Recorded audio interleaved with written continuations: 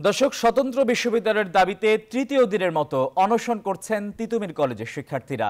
দাবি না মানলে বিকেল 4টা থেকে অবরোধ শুরুর ঘোষণা দিয়েছেন তারা।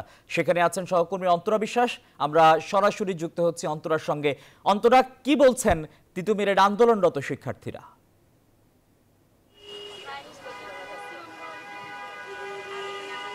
আপনি নিশ্চয়ই জানেন যে টানা 5 দিন ধরে তারা এই আন্দোলন করছেন এবং তারা মোটামুটি যে কথাটি বলছেন যে 6 জন একেবারে আমরণ অনশনে আছেন।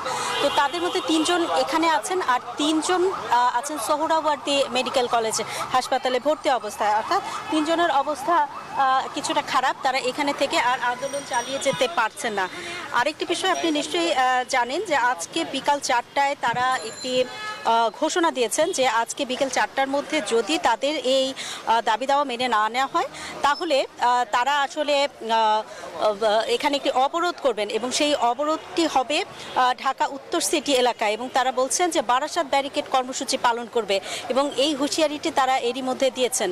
যে 6 জন আসলে আন্দোলন অনশনরত রয়েছেন সেই 6 জন ছাড়াও আরও অনেকেই কিন্তু অনশন শুরু করেছেন এখানে। কিন্তু যে 6 জনের কথা বারবারই উঠে আসছে সেই 6 জন হচ্ছেন 29 তারিখ বিকাল 5টা থেকে তাদের অনশন শুরু করেছেন। আর কেউ কেউ আছেন যারা পরের দিন থেকে অনশন শুরু করেছেন বা পরবর্তী সময় অনশন শুরু করেছেন। তো সেই 6 জন হচ্ছেন আমিনুল ইসলাম, বেলাল হাসান, রাশিদুল ইসলাম, রাশেদ, রানা আহমেদ, রায়হান এবং ইউসুফ। এই যে 6 জন, এই 6 জনের অবস্থাই আসলে বেশি খারাপ। আর আপনি নিশ্চয়ই দেখতে পাচ্ছেন এখানে যারা অনশনরত রয়েছেন তাদের সবাই আসলে তাদের মোটামুটি সবাইকেই স্যালাইন দেওয়া হয়েছে। এখানে আন্দোলনরতরা রয়েছেন, তাদের সঙ্গে আমরা একটু কথা বলতে চাই। কি বলছেন তারা?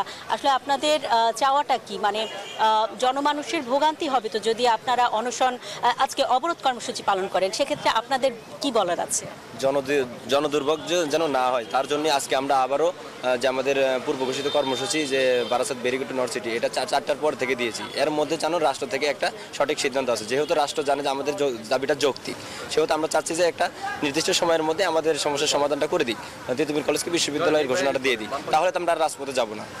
অনেক ধন্যবাদ আপনাকে। আসলে তারা বিশ্ববিদ্যালয় করতে চাচ্ছেন, এটি আসলে তাদের চাওয়া। এরই মধ্যে আমরা দেখেছি স্বাস্থ্য মন্ত্রণালয় থেকেও কর্মকর্তারা এসেছেন এবং তাদের সঙ্গে কথা বলেছেন এবং তিতুমির কলেজের ভেতরে রয়েছেন। এই ছিল আমার কাছে এখান থেকে সর্বশেষ খবর। অন্তরা, আপনাকে ধন্যবাদ। দর্শক, স্বতন্ত্র বিশ্ববিদ্যালয়ের দাবিতে তৃতীয় দিনের মতো অনশন কর্মসূচি পালন করছেন তিতুমির কলেজের শিক্ষার্থীরা।